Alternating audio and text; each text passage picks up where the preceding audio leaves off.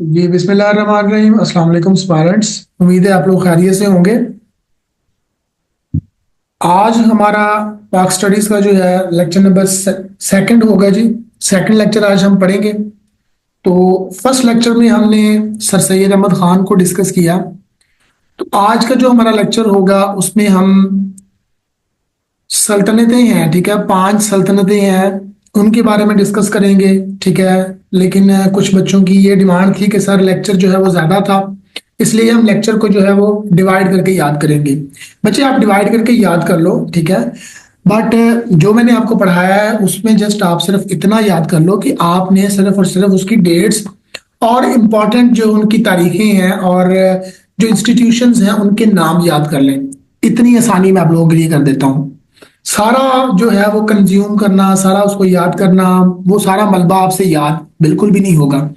जब उसमें डेट्स आ जाते हैं तब आप उसको फिर वो याद नहीं कर पाओगे, ठीक है ना। जब आप उसको याद नहीं कर पाओगे तो वो आपके लिए फिर एक्यूरेट नहीं होगा। समझ रहे हैं ना बात को। तो ये सारी चीज है जी। और उसके बाद फिर आप लोगों के साथ अभी जो है लेक्चर नंबर 2 जो है उसको हम शेयर करेंगे, ठीक है। लेक्चर नंबर 2 जो है आपको जो है स्क्रीन के ऊपर लेक्चर जो है रिकॉर्डेड शो हो रहा है, आपको पीडीएफ नजर आ रहा है अभी? सब बच्चे बताएं। और लेक्चर नंबर 1 जो है उसके बारे में अब थोड़ा सा मैं आप लोगों को मजीद गाइडलाइन दे दूं कि लेक्चर नंबर 1 जो है वो इतना आप लोगों ने उसको जो है वो ज्यादा सख्त बना दिया है कि वो इतना मुश्किल नहीं है जितना आप लोगों ने इसे बना दिया है, ठीक है। इसको ना सिर्फ और सिर्फ आपको एक बार उर्दू में इसको जो है वो कन्वर्ट करके फिर इसकी डेट को एज सुन एज पॉसिबल जो है वो याद कर लें, ठीक है। डेट्स और इनकी जो राइटिंग्स हैं और इनके जो इंस्टीट्यूशंस हैं, सबसे जो इंपॉर्टेंट इंस्टीट्यूशंस हैं, ठीक है, उसके हवाले से मैंने आप लोगों के साथ जो है पास पेपर क्वेश्चंस भी आप लोगों के साथ शेयर किए थे, ठीक है। और आज का जो लेक्चर है वो पढ़े। पिछला जो है वो किसी बच्चे को कंफ्यूजन है या वो पूछ या कोई मामला है तो बता सकता है।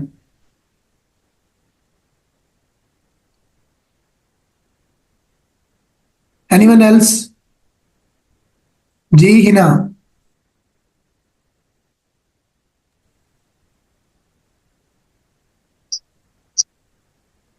जी आयशा।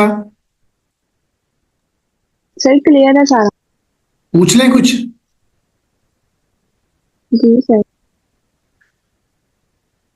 सर सईद अहमद खान ने अपनी जो है इब्तदाई उन्होंने जो कैरियर था वो कौन से सन में स्टार्ट किया था? 1838। 38 या 39? 38। कंफर्म हो? श्योर हो? जी सर। अच्छा, सबसे पहले सर उन्होंने 8 में ही किया था। बिल्कुल ठीक है, एक्यूरेट है, इम्प्रेसिव, कीप इट अप। अपनी तैयारी इसी तरह जारी रखो। आप अगला बंदा आपको सवाल दे, आप बिल्कुल एज इट इज उसके मुंह पे आंसर मारो। उसे समझ ही ना आए कि आप क्या बोल रहे हो। आपकी तैयारी इस तरह होनी चाहिए, ठीक है ना। जी सर। छोटे नर्सरी के बच्चे तो नहीं हो ना आप, पढ़े लिखे हो, तो वेल एजुकेटेड हो, वेल एजुकेटेड होने का सबूत दो, ठीक है। अच्छा जी। जी जी सर। इकरा आप बताएं कि सर सैयद अहमद खान वापस दोबारा दिल्ली में किस सन में आए थे? दिल्ली में वापसी उनकी कब हुई थी? 1838 में ही वो वापस दिल्ली आए थे। कब आए थे? 1838 में उनका कैरियर स्टार्ट हुआ था। 1838। दिल्ली में वापस 1838 में आए थे? गौर से सुन ले। जी सर। 1846 में आए थे। नहीं, 1838 में उनका कैरियर स्टार्ट हुआ था। वो उन्होंने किया था आगरा से। ठीक है। हम्म। उसके बाद 1838 में ही दोबारा क्रिमिनल डिपार्टमेंट में वो ट्रांसफर हुए थे। वो दिल्ली में हुए थे। अगर मैं वो कहूँ जो 18 1846 में हुए थे? अच्छा, वो 1846 में अगेन हुए थे। उससे पहले वो फिर वो वापस 1854 में। आगरा फिर गए थे। आगरा फिर ट्रांसफर हुए थे। आगरा से फिर वो क्या कहते हैं उसको, मुंसिफ सब जज होके वो एक और जगह ट्रांसफर हुए थे। और वहां से फिर अगेन दिल्ली 1846 में आए थे। बिल्कुल, ये वेरी गुड, 1838 ऐसे। Very good. अच्छा याद किया आपने। तो ये जो आए थे जी 1854 में वापस दिल्ली आए थे वो। एक्चुअली ना वो दिल्ली जो है ना वो 3 से 4 दफा आए हैं टोटल में, हाँ जी, डिफरेंट। पहले ऐसे ही 1838 में आए हैं, फिर 1846 में आए हैं, फिर 1854 में आए हैं, इस तरह से आए हैं। बिल्कुल ऐसे उनका ही वो ट्रांसफर तो कहीं फिर और कर देते थे और फिर वापस भेज देते थे। वापस नहीं भेज देते थे, उनका शौक था ये, एक जगह से दूसरी जगह ट्रांसफर होके जाना। ठीक है सर। अच्छा आपने जी, वापसी का पूछा था ना, वो तो ट्रांसफर हो रहे थे पहले। दोबारा से वापसी आने पूछी थी, दोबारा से वापसी। इकरा पॉइंट को समझें, दोबारा वापसी पूछी थी, एक बार नहीं। जी सर। ये किसी का माइक ऑन है भाई, माइक ऑफ करें अपना। अच्छा जी, तो आज हम पढ़ते हैं जी अर्ली हिस्ट्री। अर्ली हिस्ट्री के बारे में हम जानते हैं। हमने अब ये स्टार्ट से पढ़ना है कि जब मुगलिया सल्तनत से पहले का दौर जो है उसको हमने स्टार्ट करना है, 1000 से पीछे के साल जो हैं। अब यहाँ पे हमने मोहम्मद बिन कासिम को, यहाँ पे आपको ये इसको पढ़ लीजिएगा, सुना आपको मैं देता हूं, समझ लेना, ठीक है ना। और जहां पे आपको कोई कंफ्यूजन हो उसी वक्त आपने मुझे रोक देना है, ठीक है। तो चलिए शुरू करते हैं। मोहम्मद बिन कासिम जो थे बनु उमैया बिन खल्फ वलीद बिन अब्दुल मालिक के अराकी गवर्नर मोहम्मद बिन कासिम, ठीक है, जो कि 712 में दैबल के रास्ते सिंध उन्होंने फतह किया, ठीक है।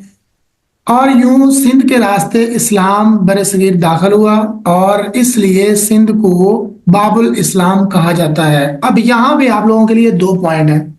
मोहम्मद बिन कासिम का पूरा नाम, ठीक है, वो आप लोगों के सामने है। उसके बाद उसने 712 में सिंध फतह किया और 715 में उसने मुल्तान फतह किया। अब सिंध को बाबुल इस्लाम कहा जाता है। नीचे चार ऑप्शन दे देते हैं, ठीक है। एक क्यों कहा जाता है कि यूं सिंध के रास्ते इस्लाम बरसगीर में दाखिल हुआ, सिंध के रास्ते, इसलिए बरसगीर के रास्ते जब दाखिल, सॉरी, सिंध के रास्ते बरसगीर में दाखिल हुआ तो इसको बाबुल इस्लाम कहा जाता है। ठीक हो गया जी। मोहम्मद बिन कासिम जो है वो इतना ही हमने पढ़ना है, जस्ट उसके बारे में और उसने जो क्या कारनामा सर अंजाम दिए उसके बारे में। ठीक हो गया। ये आगे जो है इसकी मजीद डिटेल हम पढ़ेंगे, ठीक है। उसके बाद मोहम्मद बिन कासिम थे। मोहम्मद बिन कासिम के बाद जो है महमूद गजनवी, 1000 से लेकर 1026 यानी कि 1000 पूरे से लेकर 1026 तक 71 सालों में महमूद गजनवी ने बरसगीर पर 12 हमले किए और 1026 में सोमनाथ का मंदिर तोड़ दिया। अब यहां पे आप लोगों के लिए दो क्वेश्चन है। एक ये कि महमूद गजनवी का जो टाइम पीरियड था वो कितना था, 75 साल, 71 साल, ये इस तरह का ऑप्शन आपको दे सकता है पेपर में, पेपर सेटर, ठीक है। आपने सर इसको थोड़ा जूम करते हैं। ठीक है, काफी है। जी काफी है, थैंक यू। अच्छा जी। सर ये अपनी सारे जो है ना अपने मोबाइल की स्क्रीन से इसको करेंगे तो वो खुद ही हो जाएगा, आप ना करें तो बेहतर है, इस तरह मुश्किल होगी। ये खुद अपनी स्क्रीन आप से लोगों करें के तो हो लिए जाएगा, ये है ना। लेक्चर तो एक तरफ रह गया, आप लोगों की जो ये नोट्स जो है आपको मिल जाएंगे इसके, तो आप इसके लिए परेशान ना हो, ठीक है। आपको इसके नोट्स मिल जाएंगे, इसलिए रिलैक्स रहें। बल्कि इवन कि मैंने लेक्चर शुरू होने से पहले आप लोगों के साथ शेयर कर दिए हैं, ठीक है। तो महमूद गजनवी ने सोमनाथ का मंदिर तोड़ा 1026 में, तो ये भी एक क्वेश्चन पेपर में आ सकता है, ठीक है। आपने सिर्फ यही नहीं देखना कि महमूद गजनवी ने कितने साल हुकूमत की, सिर्फ यही नहीं देखना कि उसने ये भी हो सकता है कि कितने हमले किए। ये पेपर में बनाने आए जाने वाले सवालात को देख के ही मैंने ये सारा मटेरियल जो है तैयार किया है आप लोगों के लिए, ठीक है। उसके बाद फिर शहाबुद्दीन मोहम्मद गौरी, उसने जो है वो आगे दो जंगें हुई 1191 से लेकर 1192 में, ठीक है। और 1191 में शहाबुद्दीन गौरी को पृथ्वीराज ने शिकस्त दी और 1026 के बाद जो है शहाबुद्दीन गौरी ने हुकूमत की, ठीक है।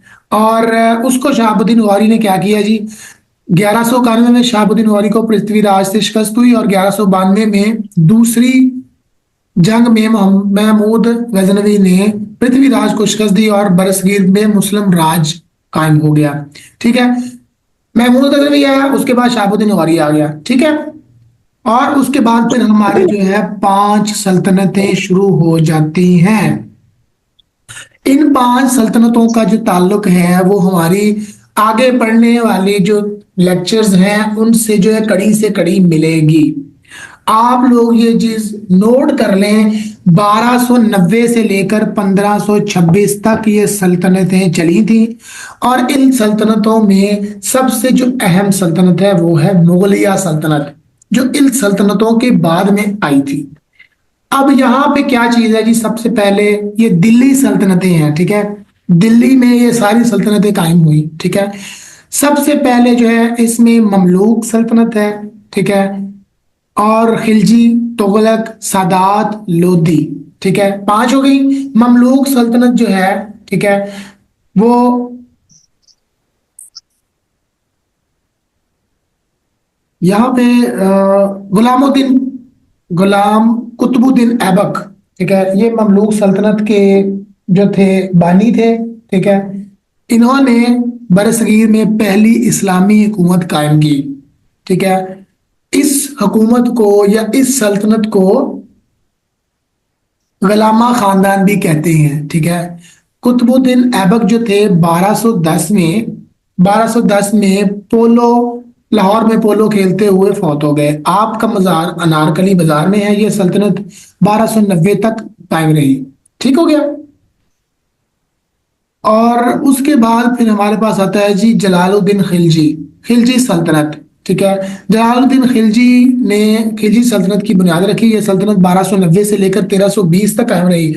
आप लोगों ने ये चीज ऐसे ही नोट डाउन करनी। सबसे पहले जो है वो 1206 से लेकर 1290 तक, ठीक है। और फिर 1290 से लेकर 1320 तक, 1320 से 1414 तक, 1414 से लेकर 1451 तक और 1451 से लेकर 1526 तक।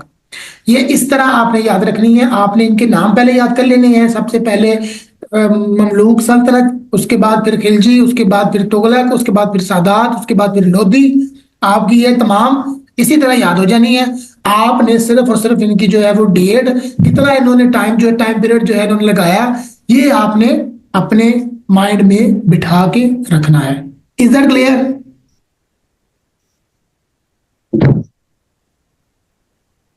जवाब तो दिया करें आप लोग, खामोश क्यों रहते हैं भाई? जी सर ठीक है। ठीक है, आप लोगों ने इसी तरह इसको याद करना है। बच्चों के क्वेश्चन आते हैं कि सर ये हमें डेट्स याद नहीं होती, तो डेट्स याद करने का ये बहुत ही आसान तरीका है। आप लोगों के साथ ये मैंने शेयर किया है। सबसे पहले बताता हूं आपको, ये कहाँ पे है हमारे पास, ये रहा, ठीक है। ये हमारे पास जो है 5 सल्तनतें हैं, ठीक है। ममलूक सल्तनत 1206 से लेकर 1290, ठीक है, कितना मुश्किल है। खिलजी, ठीक है, 1290 से 1320, ठीक है। उसके बाद तुगलक 1320 से 1414, फिर उसके बाद 1414 से 1451, फिर लोदी आ गया जी 1451 से 1526। ये क्या मुश्किल है इसमें, मुझे मुश्किल बताएं। आप लोग कहते हैं ना डेट्स याद नहीं होती, मैं कहता हूं डेट भूलती कैसे है।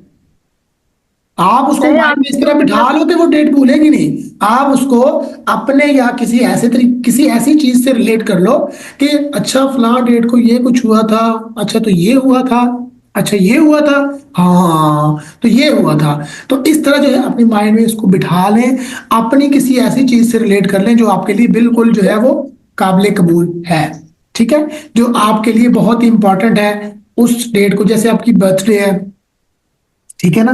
तो इस तरह इन चीजों को उनके साथ रिलेट करें और ये आपके लिए बहुत ही इजी है, इतनी मुश्किल नहीं है। 1-2 बार इनको अपने माइंड से 4-5 बार इनको पढ़ो, पढ़ने के बाद लिखो, फिर पढ़ो फिर लिखो, 4 से 5 बार ये काम करो, इंशाल्लाह ये डेट्स आपको याद हो जाएंगी, ठीक है जी। अब इन दिल्ली सल्तनतों की आगे जो है वो तफसील दी हुई है। ये है देखिए, गलामा खानदान 1206 से लेकर 1290 84 साल। उसके बाद फिर खिलजी खानदान 1290 से लेकर 1320 30 साल। तुगलक खानदान 1320 से 1414 94 साल। सैयद खानदान 1414 से लेकर 1451। 37 साल और लोधी खानदान 1451 से लेकर 1526, 75 साल। ये आप लोगों के साथ जो है ये शेयर हो चुके हैं। ये आपने इनको इस तरह ही याद कर लेना है, ठीक है। इनके बारे में मजीद जो है ये डिटेल आप लोगों के सामने है जी। सबसे पहले गुलामा खानदान है, उसके बाद फिर खिलजी खानदान है। इनमें से आपको कोई ना कोई ऐसा पॉइंट जरूर मिलेगा जो आपका इंपॉर्टेंट होगा, उसमें आपका जो है वो एक आध एमसीक्यू जरूर आएगा। मैं आपको लिख के 110% देता हूं कि अगर आप इनको एक बार जो है वो 2 बार पढ़ लोगे और इनमें से वो पॉइंट जो है वो निकाल लोगे, लाइक मैंने जैसे आपको निकाल के दिए हैं, आप वो पॉइंट निकालोगे जो पेपर सेटर निकालता है। वो आपको मैं बता देता हूं कैसे निकालता है, ठीक है।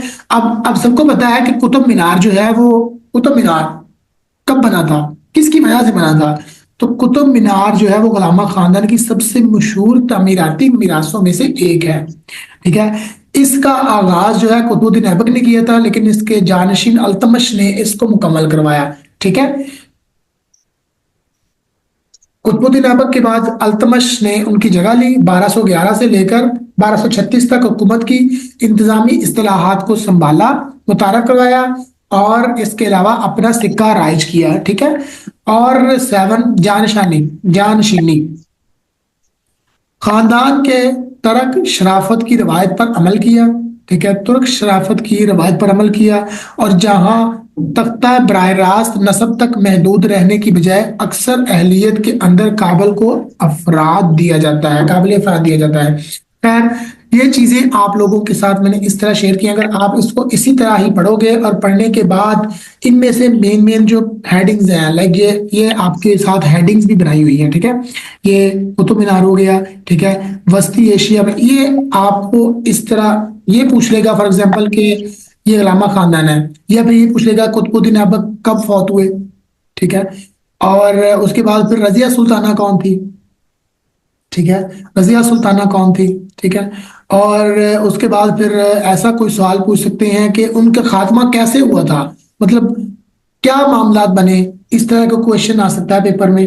या फिर ऐसा हो सकता है कि कुतुब मीनार की जो डेट है वो पूछ सकते हैं। वो डेट मैंने आपके साथ शेयर की हुई है, ठीक है। 1211 से लेकर 1236 इस एरिया में, इस टाइम पीरियड में ये मुकम्मल हो गया था, ठीक हो गया जी। उसके बाद खिलजी खानदान है। खिलजी खानदान को मैंने आपको बता दिया है, 1290 से लेकर 1320 तक इन्होंने हुकूमत की है, ठीक है। और गुलामा खानदान के आखिरी हुक्मरान का तख्ता उल्टने के बाद तख्त पर बैठा जलालुद्दीन खिलजी, ठीक है। और जलालुद्दीन खिलजी जो है, अलाउद्दीन खिलजी, उसके बाद भी जलालुद्दीन खिलजी का बेटा था अलाउद्दीन खिलजी, जिसने 1296 से लेकर 1316 तक हुकूमत की। और ये आपके लिए बहुत ही इंपॉर्टेंट पॉइंट्स हैं, आप इनको जो है वो रीड आउट करना, इनको जो है वो एक दूसरे के साथ रिलेट करना। 4 से 5 बार पढ़ के देखोगे तो ये आपके लिए बहुत ही अहमियत के अमल होंगे, आपको ये समझ आ जाने चाहिए, ठीक है। आप इसको पढ़ोगे तो ये आपके लिए बहुत ही इंपॉर्टेंट होंगे पेपर के हवाले से। पेपर सेटर जो है इन्हीं चीजों से पेपर बनाता है, वो कौन सा हवा से बनाता है या कौन सा न्यूज़पेपर लेता है, ठीक है ना। चंगेज खान कौन था, ठीक है। तो ये यहाँ पर आप जब पढ़ोगे ना तब आपको पता लगेगा कि इनमें से छोटे छोटे पॉइंट ऐसे हैं। पिछली बार 2024 में 4 अगस्त को एएसएफ इंस्पेक्टर का पेपर हुआ था, तो उसमें ये अलाउद्दीन खिलजी के बारे में 4 सवाल थे, ठीक है। और उसके बाद फिर मोहम्मद बिन कासिम का जो है वो कब उसने सिंध फतह किया और उसकी पैदाइश क्या थी, ठीक है। और उसके चचा का क्या नाम था। इस तरह के क्वेश्चन पेपर में आ चुके हैं 2024 में, ठीक है। और ये आप इसको एक दो बार रीड आउट कीजिएगा, उसके बाद इसको लिख के देखिएगा। ज्यादातर वो डेट्स के ऊपर ही फोकस करते हैं, ठीक है, क्योंकि वो एमसीक्यूज टाइप पेपर होता है। और आप लोगों के साथ मैंने अभी कुछ टाइम पहले जो है वो एक शेड्यूल शेयर किया है जिसमें बताया गया है कि पेपर की जो है वो स्लिप्स जो है वो अपलोड हो जाएंगी।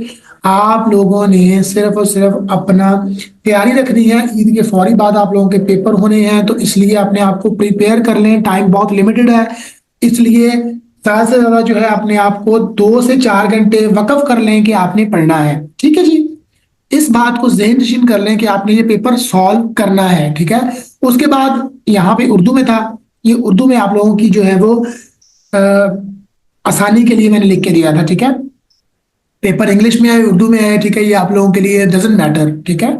आप लोग सिर्फ और सिर्फ ये नोट करें कि आप लोगों को कितना आता है। डेट्स फिर भी वही हैं, ठीक है, लेकिन उर्दू और इंग्लिश में डिफरेंस हो जाता है, ठीक है। ये उर्दू में था और ये लास्ट पे इंग्लिश में है, ठीक है। आप इसको उर्दू में पढ़ें बेशक इंग्लिश में पढ़ें, इट्स अप टू यू, ठीक है। आप इसको पढ़ते रहोगे तो ये आपको इजी लगेगा, ठीक है। उसके बाद इसके पास पेपर्स के क्वेश्चंस हैं, ठीक है। आप लोगों को मैं ये बता दूं कि 3 या 4 दिन के बाद ये 2 या 4 लेक्चर जब हम तक पढ़ लेंगे तो इनका जो है वो मैं टेस्ट लूंगा। जैसे उस दिन मैंने टेस्ट लिया था, आप लोगों को कुछ क्लियर हुआ, कुछ आप लोगों को समझ आई, ठीक है। उसके बाद ये कुछ क्वेश्चंस है, ठीक है। अब लास्ट में हमारे पास जो है वो लोधी सल्तनत है जी, लोधी सल्तनत, ये हमारे पास लोधी सल्तनत है जी। अहम हुक्मरान बानी लोधी खानदान की बुनियाद जो थी सल्तनत दिल्ली के एक गवर्नर बहलोल खान लोधी ने रखी, ठीक है। दुरानिया, इसका दुरानिया मुगलिया सल्तनत से पहले था। ये बहुत ही अहम सल्तनत थी। क्यों अहम थी? क्योंकि इससे पहले, इसके बाद जो है मुगलिया सल्तनत ने शुरू होना है। 1526 तक इनकी हुकूमत रही, 1451 से लेकर 1526। अब 1526 में कैसे जो है वो मुगलिया सल्तनत शुरू हुई, ठीक है। तो मुगलिया सल्तनत जो है वो हम आज के लेक्चर में नहीं पढ़ते, ठीक है, क्योंकि आप लोगों ने कहा था कि आप सर लेक्चर ज्यादा देते हैं, ठीक है। आप इसको जो है वो पढ़ें और ये लास्ट में आपके लिए साथ मैंने पास पेपर्स के क्वेश्चन भी शेयर किए हैं, आप इनको भी जो है पढ़ें, रीड आउट करें। और यहाँ तक आप लोगों को किसी बच्चे को कोई कंफ्यूजन हो या कुछ समझ ना आया हो या कुछ पूछना हो तो एज इट इज आप मुझसे पूछ सकते हैं जी। बच्चे, किसी बच्चे को कोई कंफ्यूजन है? आज हमारे साथ न्यू मेंबर ऐड हुए हैं जी, आपका कोई क्वेश्चन है? माहीन, नेट बार बार रिकनेक्ट हो रहा है। नेट बार बार रिकनेक्ट हो रहा है। आपको जी, समझ दो आ रही है क्लास क्वेश्चन में की? ज्वाइन किया है आपको दोबारा। जो पढ़ा रहे हैं उसकी समझ आ रही है? जी आ रही है। कोई कंफ्यूजन है तो आप पूछ सकते हैं। आपको लेक्चर्स जो है वो टाइमली मिल जाते हैं? ये आप जी मिल जाते हैं, मैं उसको रीड कर लेती हूँ। जी, तो आप जो है अपना जो है टाइम पीरियड जो है वो एक टाइम मुकर्रर कर ले, ठीक है। दिन टाइम में या रात के वक्त, रात के वक्त मैं आपको ये सजेस्ट करूंगा, रात के वक्त जब कोई भी किसी को डिस्टर्ब नहीं करता, तो रात के वक्त अपने आप को इतना वकफ कर लें कि आपने जो आज का लेक्चर है वो आज ही पढ़ना है, ठीक है। उसके बाद हम प्रेपोजिशन और जो ठीक है। बाकी हमारे इंग्लिश के मटेरियल हैं उनको हम देखेंगे, ठीक है। आज या कल या परसों तक ये मैंने ये कवर कर देने हैं, ठीक है। इस जो हमारे पास दूसरा अशरा शुरू हो गया है रमजान का, ठीक है, रमजान के दूसरे अशरे में हमने ये पाक स्टडीज भी कवर करनी है और उसके बाद फिर हमने दूसरे मामला भी देखने, इंग्लिश को हमने स्टार्ट करना है, ठीक है। हमारे सर पे जो है वो अभी बहुत जो है वो मटेरियल पड़ा है जो हमने पढ़ना है। हम पढ़ेंगे तो हमें जो है वो हमारे कंसेप्ट क्लियर होंगे जी। इकरा, आपका कोई क्वेश्चन है? नहीं सर, आज के लेक्चर में तो नहीं है, लेकिन कल वाले में कंफ्यूज हो गई हूँ। कंफ्यूज हो गए हैं? क्यों कंफ्यूज हो गए हैं? सर वो जो दिल्ली ट्रांसफर है वो 3 दफा दिल्ली गए हैं, अच्छा जी, तो सेकंड टाइम में नहीं आया ट्रांसफर बैक टू दिल्ली, तो थर्ड टाइम में अब आ गया ट्रांसफर बैक। ये बैक ये समझ नहीं आ रहा, क्योंकि 1846 में भी जस्ट इतना मेंशन है ट्रांसफर बैक टू दिल्ली का मतलब ये है कि वो जब उनकी जो पैदाइश ही वहां पे हुई है तो वो अपने दोबारा एरिया में आ गए, ठीक है। इसका मतलब हरगिज ये नहीं वो है। सेकंड टाइम नहीं, आप समझ नहीं रहे। आपको मैं फर्स्ट टाइम समझाता जब वो हूँ, दिल्ली आपकी गए बात में ट्रांसफर हुआ है। मेरी एक बात सुन ले। आपको एक छोटी सी एग्जांपल देता हूँ। आप घर जाते हो, घर हो अभी, जी घर से लाहौर जाते हो, आपकी वहां पे अपॉइंटमेंट हो गई है, लाहौर जाते हो तो ठीक है। लाहौर से आपको कहते हैं कि भाई आप दोबारा से अपने जो है सिटी चले जाएं, आप वहां पे चले जाएं, तो आपको ये नहीं लिखा जाएगा कि Iqra is transfer back to Faisalabad? जी ठीक है। फॉर एग्जांपल अगर मैं फर्स्ट को लाहौर जाती हूँ, थर्ड ठीक को है, फैसलाबाद वापस आती हूँ, ठीक ठीक है, है, तो थर्ड पे मेंशन होगा ना ट्रांसफर बैक टू एफएसडी, ठीक है। हाँ, थर्ड के बाद मैं फिफ्थ को अगेन लाहौर जा रही हूँ और 7 को फिर फैसलाबाद वापस आ रही हूँ, ठीक है, तो फिर अगेन ट्रांसफर बैक आएगा। अगेन नहीं आएगा, अगेन क्यों आएगा? वो आप लोगों के लिए जस्ट वो यही चीज ना देखें, 1846 में आप चले जाएं, उन्हीं नोट्स पे चले जाएं, 1846 में भी ट्रांसफर टू दिल्ली है, 1854 में भी ट्रांसफर बैक टू दिल्ली है। दो ठीक दफा है। वो फिर उसी जगह दोबारा गए हैं। वो टाइम पीरियड को मैनेज करने के लिए लिखा है ना। चलो एज सुन एज पॉसिबल इसके बारे में जो है मजीद मैं देख के आपको बताऊंगा। बाकी ये है कि हो सकता है कि टाइपिंग में मिस्टेक हो गई हो। नहीं नहीं, टाइपिंग नहीं, वो क्वेश्चन आपने पूछा था ना कि बैक, तो वो मैंने तीनों चीजें क्लियर कर दी थी। ठीक है ठीक है ठीक है। अभी आपकी वो कंफ्यूजन मुझे क्लियर हुई है? जी अब ठीक है। ठीक है, क्लियर है। ठीक है। ठीक है। आज का लेक्चर जो है समझ आ गया जी? माहीन आपको समझ आ गया? जी आगे। कोई कंफ्यूजन है आपकी? नहीं फिलहाल नहीं, अगर कोई होगी तो मैं आपको टेक्स्ट करके भेज हम लोगों ने अगेन रीड करके। एएस इफेक्ट जो है पढ़ा था, उसका जो हमने लेक्चर भी लिया था, उसके बाद हमने टेस्ट भी उसका जो है वो कंडक्ट करवाया था। आपने वो टेस्ट किया? नहीं मैंने टेस्ट नहीं किया था। उसके बाद हम टेस्ट के बाद उसका लेक्चर्स दिए थे सॉल्विंग जो है वो रिकॉर्डेड लेक्चर भी अपलोड किया था। उसके बारे में आपकी क्या राय है? वो मैंने रीड किया था। वो रीड किया, वो उसमें मैंने आपको read कंफ्यूजन थी? जी क्लियर नहीं है? नहीं, वो आपने क्योंकि अंदर सारा क्लियर किया हुआ था। क्लियर है ना? जी क्लियर है वो। ठीक है। तो जी आज का जी लेक्चर क्लियर जो है। हमारा इतना ही है, ठीक है।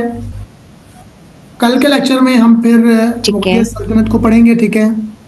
मुगलिया सल्तनत को हमने कंप्लीटली जो है वो ओके। कल वाइंड अप कर देना है।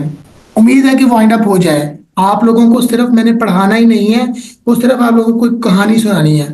आपने कल जो है वो अपना माइंड रिलैक्स करके आना है। कल हम सर से कहानी सुनेंगे, ठीक है। कहानी फेरी टेल्स वाली सुनानी नहीं है, मैंने पढ़ाने वाली सुनानी है, ठीक है ना। तो इसलिए इतने खुश जी ना ठीक। हो। अपने आप के ऊपर जो है थोड़ा सा बर्डन डालने की कोशिश करें। आप कितना जो है बर्डन बर्दाश्त कर सकते हैं। Is that clear? आप लोगों ने यूनिफॉर्म पहननी है। जी यूनिफॉर्म ऐसे नहीं पहनी जाती। समझ आ रही है बात की? जी इंटरव्यूज ऐसे ही क्लियर नहीं होते तहसीन। जी सर सुन रही हूँ। इंटरव्यूज ऐसे ही नहीं क्लियर होते। किताबें पढ़ने से इंटरव्यूज क्लियर नहीं होते। पैशनेट होने से जी होते हैं, पैशनिज्म से होते हैं, अपने आप में कॉन्फिडेंस पैदा करने से होते हैं। आप लोग तो घर में बैठ के नहीं जी बोलते। समझ रहे हो बात को? सर सर बोलते हैं। ठीक है ठीक है। मैं टेस्ट लूंगा ना, फिर मैं देखूंगा आप कितना बोलते हैं। जी तो आज का लेक्चर इतना ही। मजीद अपडेट के लिए जॉब्स अपडेट विद रहमान को सब्सक्राइब करें। नई जॉब्स की तैयारी और अपडेट के लिए दिए गए व्हाट्सएप नंबर पर रब्ता करें। अपना बहुत सारा ख्याल रखिएगा। मिलते हैं नेक्स्ट वीडियो में।